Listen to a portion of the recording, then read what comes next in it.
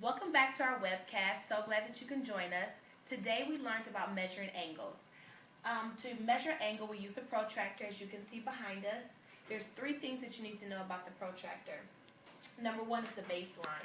Many students get confused with the baseline. The baseline of the protractor is not the very edge of the protractor. It's not where the protractor begins at the very edge. It is actually the line that measures to be 0 degrees. That is actually the baseline. It is the line that is the first horizontal solid black line that you see. I'm actually going to go ahead and highlight that now. This is the baseline. That very first horizontal black line that measures to be 0 degrees. The other thing that students need to know about the protractor is the center of the baseline.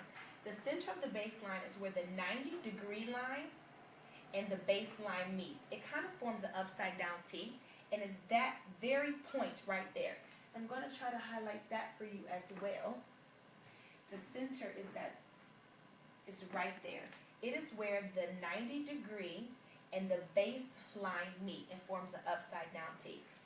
The next thing students need to know is the scale.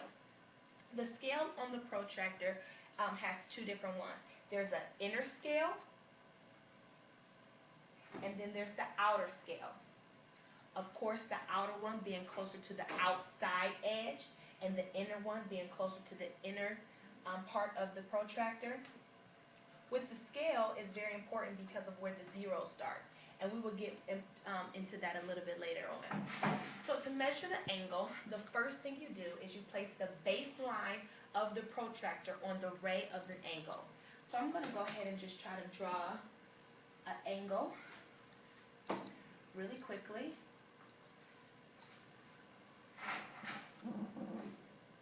Okay. So the very first thing that I will have to do is place the baseline of my protractor right on the ray. The second thing is to make sure that the vertex of your angle, and let me just go ahead and just show you exactly what I'm talking about. So this is the ray that I placed my protractor right on top. This is the vertex of the angle. The vertex is where the two rays meet, this point right here. So you want to make sure that the center of your protractor is on the vertex of your angle. So that's the second thing. So that's steps 1 and 2. Place the baseline of the protractor on the ray of the angle, right here. Step 2, place the center of the baseline of the protractor at the vertex of the angle. So the center of the protractor is at the vertex of the angle. So we're going to go ahead and place our protractor on the angle. Real quick, parents, an angle is made up of two rays, and where those rays meet is called the vertex, and that is where the center of our protractor needs to be. It's right on the vertex. So I'm going to go ahead and get a protractor. Again, the center of my protractor needs to be right here on the vertex of the angle, and the baseline of the protractor needs to be lined up with one of the rays. So I'm going to go ahead and do that now.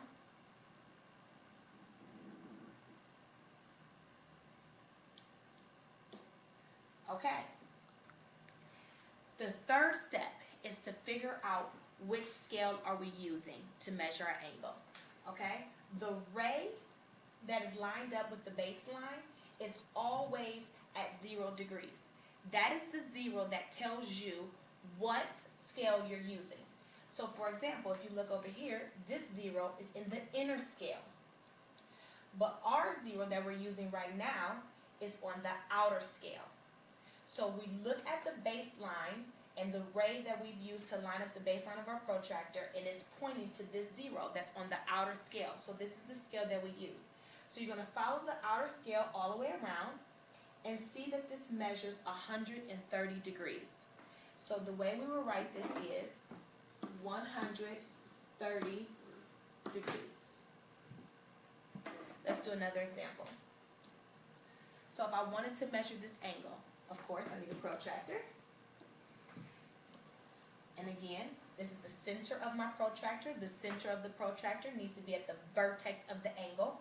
The baseline of the protractor needs to be lined up with one of the rays.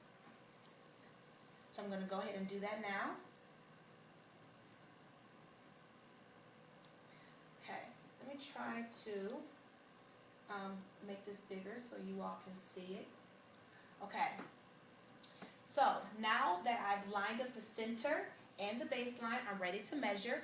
The first thing I do is I look at the 0 of my baseline. What scale is it in? Is it in the inner scale or the outer scale? Right here we see that it's with the inner scale. So this is the scale that I'm going to use to measure the angle. So I travel up to my next ray, and I see that it is at 45 degrees. So I would say this angle has a measurement of 45 degrees. And you will write that like this. Thanks for joining us. Do you think that was okay?